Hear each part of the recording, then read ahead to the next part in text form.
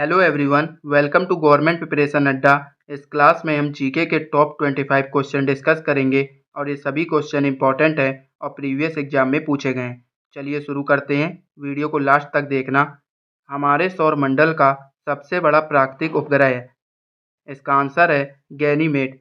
Ganymede Brihaspati का चंद्रमा है और सौर मंडल का सबसे बड़ा प्राकृतिक उपग्रह है। देखिए, बृहस्पति ग्रह सौर मंडल का सबसे बड़ा ग्रह भी है। अगला क्वेश्चन देखिए, वन्य जीव संरक्षण अधिनियम किस वर्ष में अधिनियमित किया गया? इसका आंसर है 1972। भारत के वन्य जीवों को प्रभावी रूप से रक्षा करने और शिकार, तस्करी और जंगली जानवरों और उनके संजात के अवैध व्यापार को नियंत्रित करने के लिए भारत सरकार ने वर्ष 1972 के वन्य जीव संरक्षण अधिनियम की स्थापना की। अगला क्वेश्चन देखिए, एक उच्च न्यायालय के न्यायाधीश अपने इस्तीफे पत्र को किससे संबोधित करते हैं? देखिए, जब उच्च न्यायालय के न्यायाधीश अपने इस्तीफे पत्र को राष्ट्रपति को संबोधित करते हैं। ऑप्शन ए सही है। अगला क्वेश्चन देखिए, दुनिया के अलग अलग हिस्सों में चक्रवातों को अलग अलग नामों से जाना जाता है। इसे जापान और फिलीपींस में क्या कहा जाता है? देखिए, जापान और फिलीपींस में चक्रवातों को टाइफून कहते हैं। टाइफून एक उष्णकटिबंधीय चक्रवात है जो उत्तरी गोलार्ध 180 डिग्री तथा 100 डिग्री पूर्व के बीच विकसित होता है। इस क्षेत्र को उत्तर पश्चिमी प्रशांत बेसिन कहा जाता है। इस क्वेश्चन का ऑप्शन डी सही है, टाइफून। अगला क्वेश्चन देखिए, निम्नलिखित में से किसे भारत का मार्टिन लूथर कहा जाता है? देखिए, इस क्वेश्चन का ऑप्शन डी सही है, स्वामी दयानंद सरस्वती। स्वामी दयानंद सरस्वती को भारत का मार्टिन लूथर कहा जाता है। अगला क्वेश्चन देखिए, हांगकांग को चीन को हस्तांतरित किया गया था। इसका आंसर है 1997।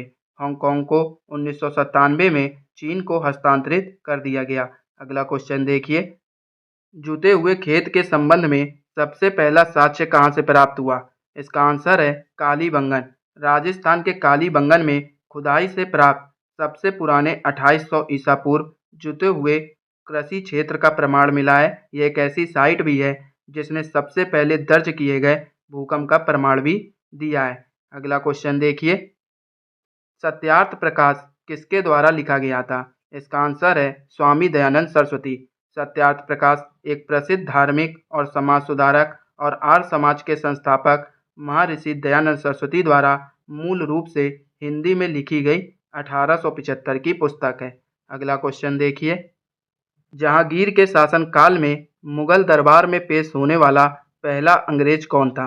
देखिए, ये पहला अंग्रेज था कप्तान विलियम हॉकिंस। ऑप्शन बी सही है, कप्तान विलियम हॉकिंस जहांगीर के शासनकाल के दौरान मुगल दरबार में पेश होने वाले पहले अंग्रेज थे।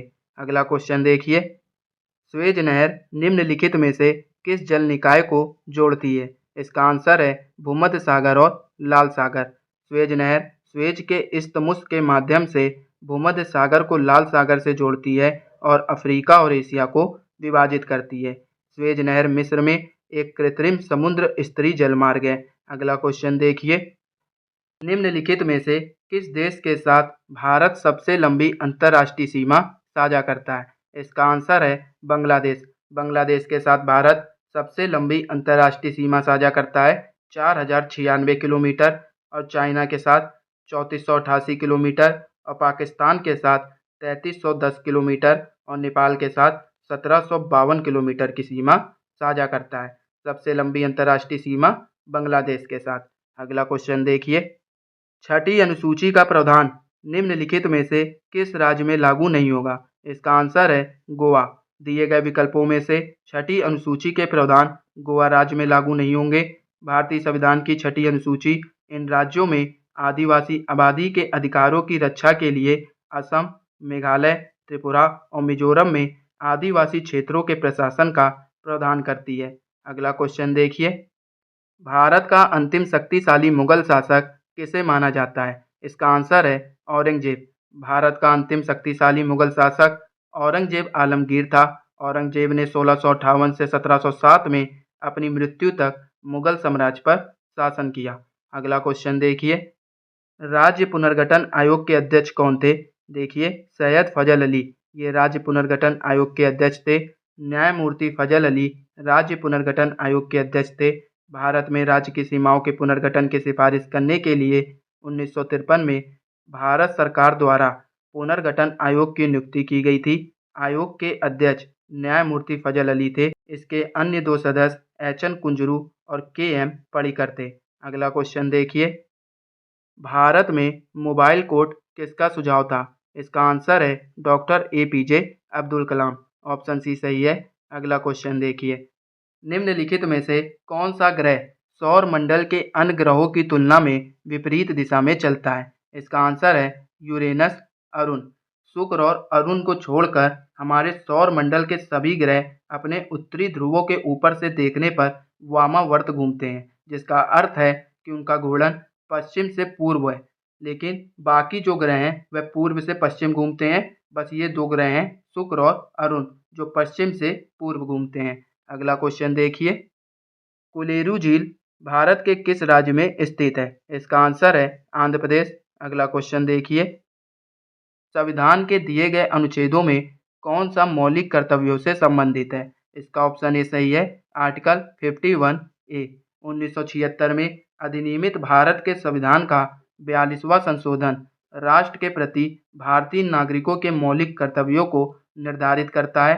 संशोधन ने संविधान में 4th ए नामक एक नया भाग बनाने के लिए अनुच्छेद 51 ए को डाला, जो नागरिकों के लिए मौलिक कर्तव्यों को निर्धारित करता है। अगला क्वेश्चन देखिए, राष्ट्रपति के कार्यालय की रिक्ति को कितने दिन के भीतर भरा जाना चाहिए? इसका आंसर है 6 महीने।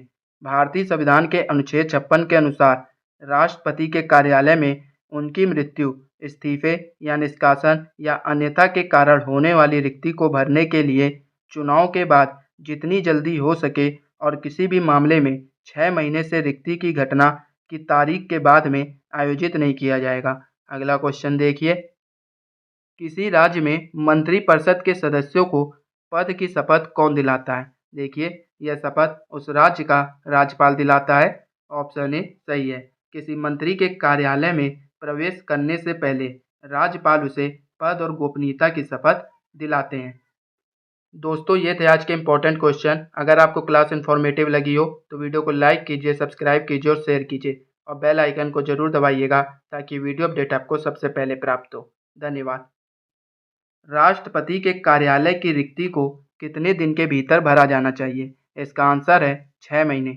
भारतीय संविधान के अनुच्छेद 56 के अनुसार राष्ट्रपति कार्यालय में उनकी मृत्यु, इस्तीफे या निष्कासन या अन्यथा के कारण होने वाली रिक्ति को भरने के लिए चुनाव के बाद जितनी जल्दी हो सके किसी भी मामले में 6 महीने से रिक्ति की घटना की तारीख के बाद में आयोजित नहीं किया जाएगा। अगला क्वेश्चन देखिए,